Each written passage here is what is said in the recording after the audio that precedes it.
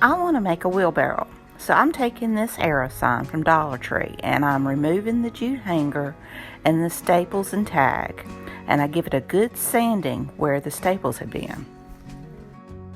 I want to remove the arrow part of the sign, so I scored a few times on both sides with my utility knife, and then I saw it with my little hacksaw from Dollar Tree.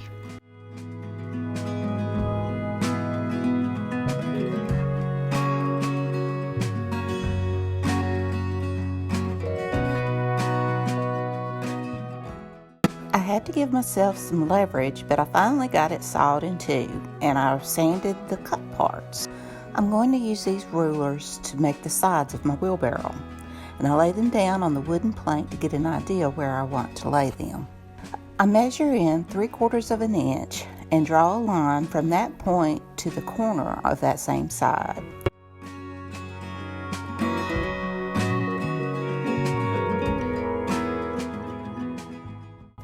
I score where the line is using my ruler as a guide.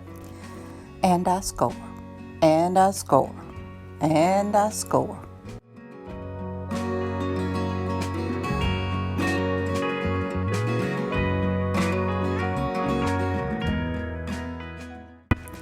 And I saw, and I saw, and I saw.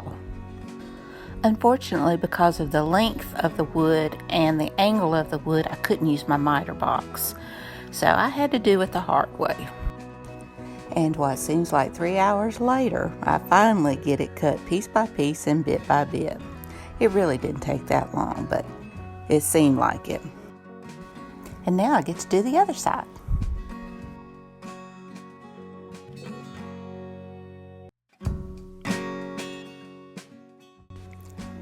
Once I got the edges cut and sanded, I had to decide how long I wanted my wheelbarrow to be.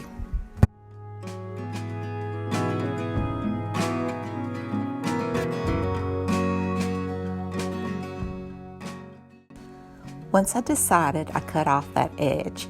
It was a little bit quicker and easier than the sides. I cleaned those edges as well, and I used the piece that I had cut off as my front end of the wheelbarrow.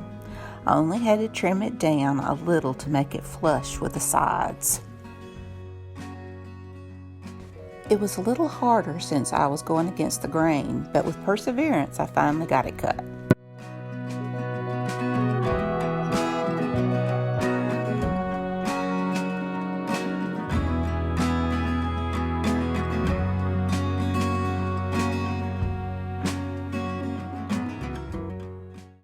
I measure the sides to the bottom and mark where they need to be cut.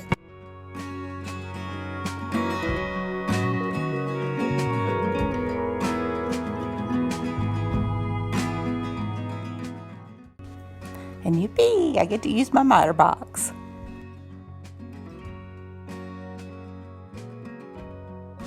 I take 2 of the painted tumbling tower blocks and I sand the corners just a bit on the one end so that it isn't so flat where it would be touching the ground.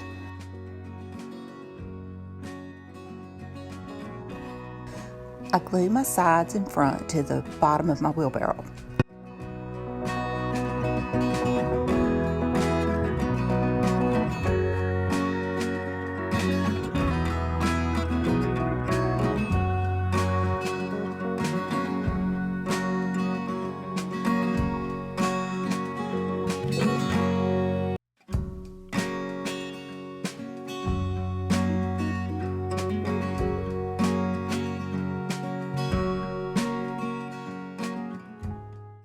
I give the wheelbarrow part 1 coat of Waverly chalk paint in white.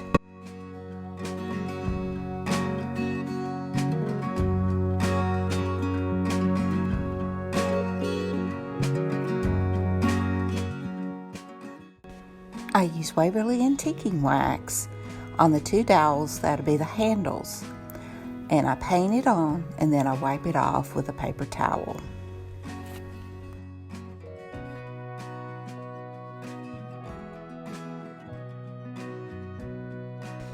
And excuse my assistant's rump.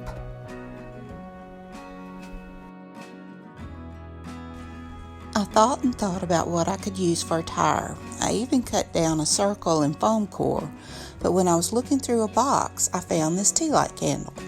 I was going to remove the candle, but the holder was too flimsy to use without the candle being in it, so I left it in, and I painted around the edge with Waverly chalk paint and ink. The center looked perfect for a tire. It had areas that looked like bolts. I dabbed some elephant paint from Waverly over the aluminum with a stiff paintbrush, and I dabbed some white paint on that was still left on my brush from where I painted the wheelbarrow. I then came back with the elephant paint and just kind of blended it, trying to make it look galvanized. Then I came in with a tiny chippy brush to add some Waverly chalk paint and truffle to make it look like rust around the edges and on what looked like the bolts. I love how this ended up looking. I just went back and forth with the paint until I was happy. Once my wheelbarrow dried, I went over the edges, dry brushing it with elephant chalk paint. And then I'd go back with the white and blending it until I was happy. I was trying to make it look like old wood. And then I took some black, the ink chalk paint, and went along the edges. And I just kept blending and painting until I was happy with how it turned out.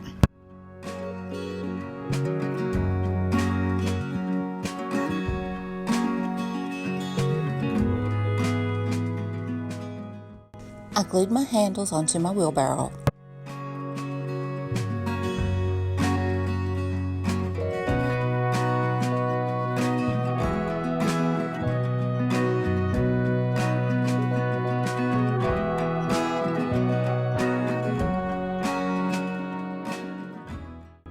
I glue on the tumbling tower blocks for the legs, and I glue on my wheel.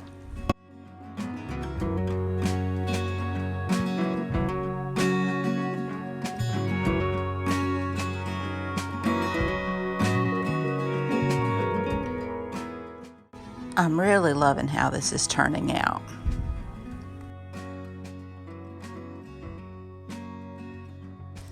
I stuff foam into my wheelbarrow, and then I glue moss over the foam.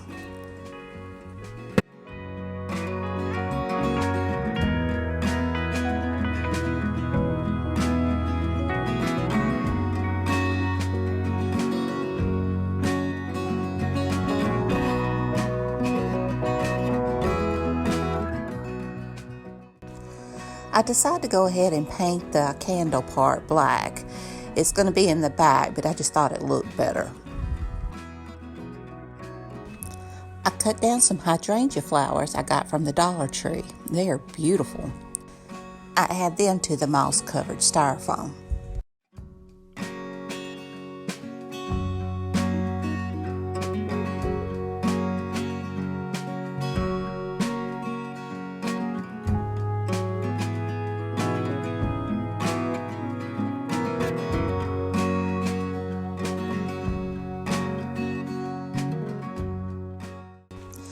I embellish with bits and pieces of flowers that I have to kind of break up the purple and blue of the hydrangea.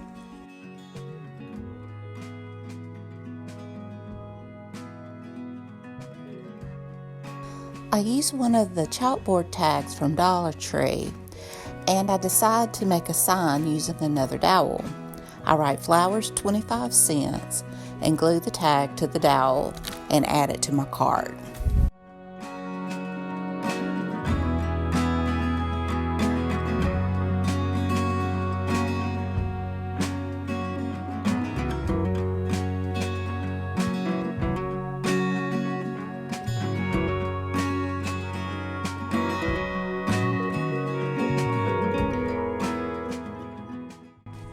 And here's how it turned out.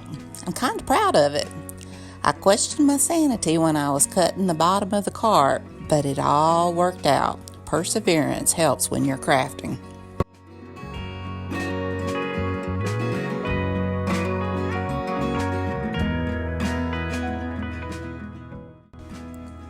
I am participating in a hop with 13 beautiful and creative DIYers. Our host is Becky of Simply Becky D, and our co-host is Jackie of Crafting in Mimi's World. Their links are in the description box down below. In this hop, after you watch my video, look in my description box and you will find a link to the next person in the hop. After you watch their video, they will have a link to the next person in the hop, and so forth. If you watch all of our videos, give us a thumbs up and leave a comment, you will have a chance to win a $200 gift card. The drawing will be on Monday, April the 19th at 7 p.m. Central Standard Time. What have you got to lose? For my second project, I took this little wooden Scotty dog I got at Dollar Tree. I painted it in Waverly chalk paint and ink.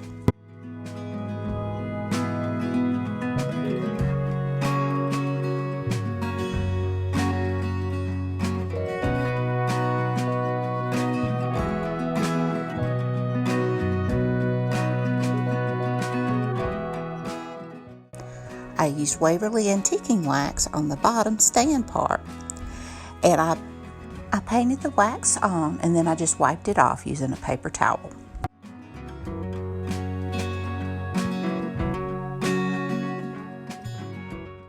For my little doggy's collar, I used some of this jewel ribbon from Dollar Tree, and I just hot glued it on.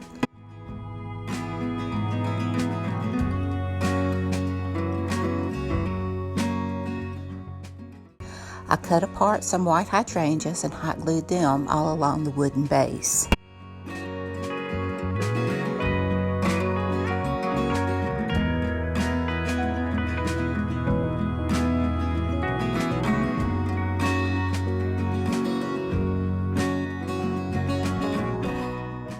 I used one of these stickers from Dollar Tree and I punched out the butterfly and stuck it on my little doggy's nose. I tried adding a little bit more color by using brush markers.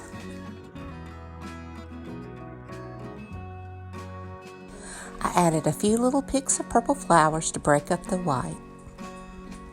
And here's how it turned out. Isn't he adorable or what?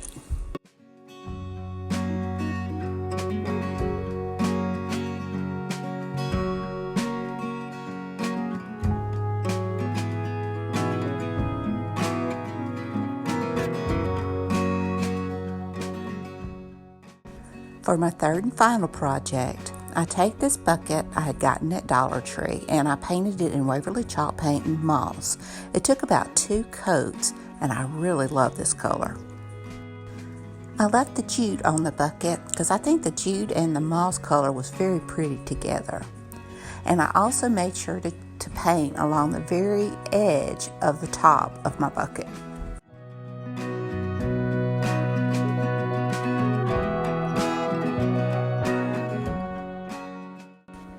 I wanted to make a topiary, and I was going to get a large styrofoam ball, but I had a hard time paying nearly $4 for one at Walmart. And I waited and looked at Dollar Tree, and they didn't have any large styrofoam balls, but I found this ball, and I remembered someone else had made a topiary using one of these little foam balls. So that's what I did. And I painted it in moss chalk paint so that the blue wouldn't stand out so much. When my bucket was dry, I added a decal I made using my Cricut. I loved how the white vinyl looked against the green on my bucket. I got this design on Cricut Design Space.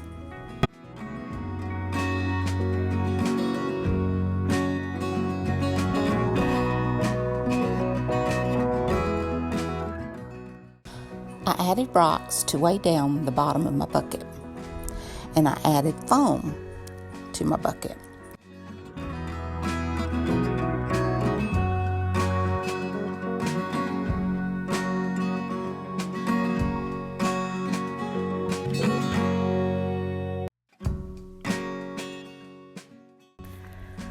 I used a tomato steak.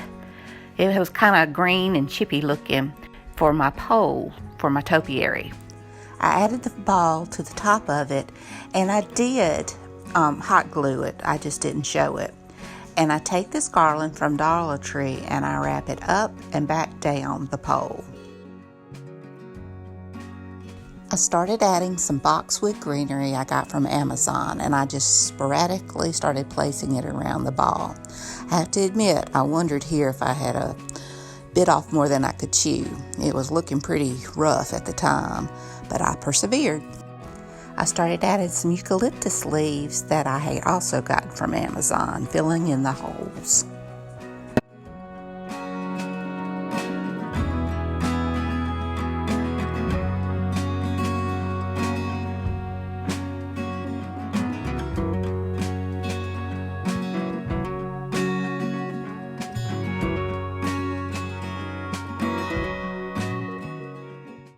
Here I realized that the foam wasn't strong enough to hold my topiary. It was more of a floral foam.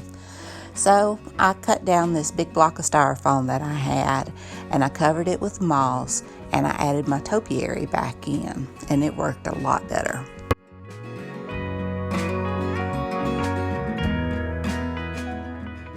I started adding in these pretty cream roses, and later on some pretty cream flowers with a yellow center, and they all came from Dollar Tree, and I just love them. They were so pretty, and I just stuck them in the foam ball all over.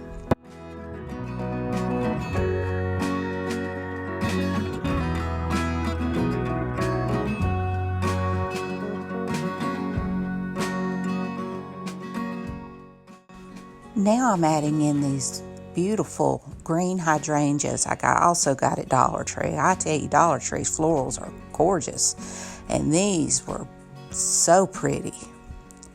And I just add them all around my ball, filling in the spaces. To help support my topiary, I added some of the bottoms from where I had cut some of the flowers. I put them on each side of the pole, and it gave great stability. And here's how it turned out. I really love these colors together. I think it turned out beautiful. Because of how tall my topiary is, it was hard to get a good shot, but I tried my best.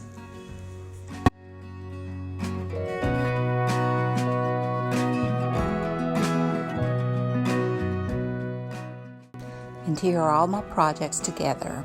I'm very happy with how they turned out. I hope you like them as well. Don't forget to like and leave a comment, and go on to the next video in the hop. It's in the description box down below. Thank you, Becky and Jackie, for getting this together. Be sure to check out their channels. They are so talented. And until next time, bye y'all.